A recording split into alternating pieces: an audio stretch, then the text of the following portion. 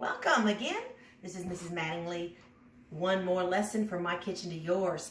And so today we're going to make something for spring. Every morning I wake up and I go outside and I hear the birds chirping. I fill my bird feeder and it just reminds me that the birds are coming back to build nests.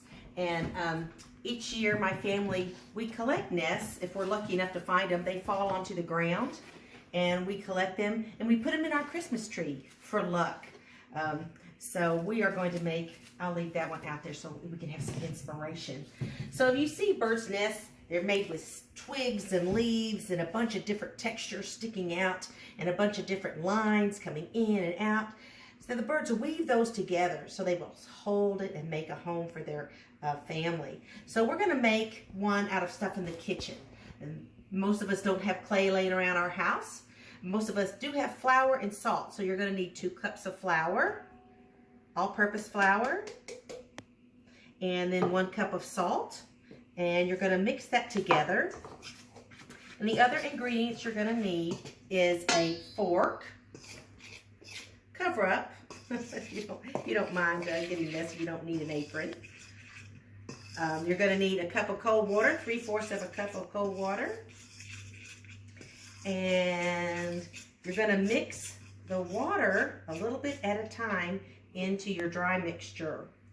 And once you have that all incorporated where it looks like dough, you're going to let it set for 20 minutes. And I'll meet you right back here in 20 minutes, okay? Our clay is ready. It's been sitting for 20 minutes and it's ready to go. You just need a small part of it, about the size of a tennis ball. We're going to make a pinch pot, which has been around for ages, since ancient times.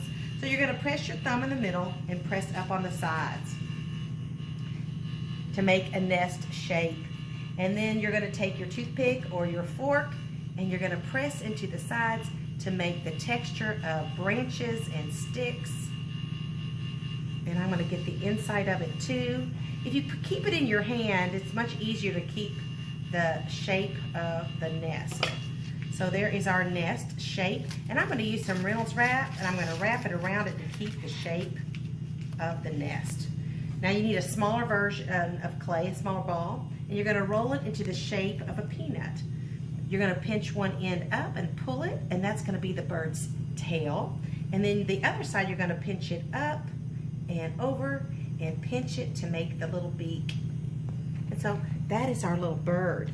And you're going to poke 2 little eyes, one on each side. And I like to poke a hole underneath, and I'm going to put a hole here in the middle. So that's where I'm going to put my bird after it cooks. So there's our little bird. And now I've got tiny little pieces of clay, and I'm going to make some little tiny eggs. Little tiny eggs to put in our nest, because it's springtime, right? It's springtime. That's when all the animals come. Birds come. So I'm going to make 3. I'm going to make 3. All right, so I've got my pan ready. I'm going to put it inside my pan. I'm going to cook it for 2 hours at 200 degrees. When it comes out, it'll be ready to put together and paint, and you have all this other clay. So other people in your household can make them. You can make bigger birds. You can make, I don't know, what reminds you of spring? Trees and flowers. Make all kinds of cool things and post it on this website, and then I can see what you've made. Thanks for coming today. See you later.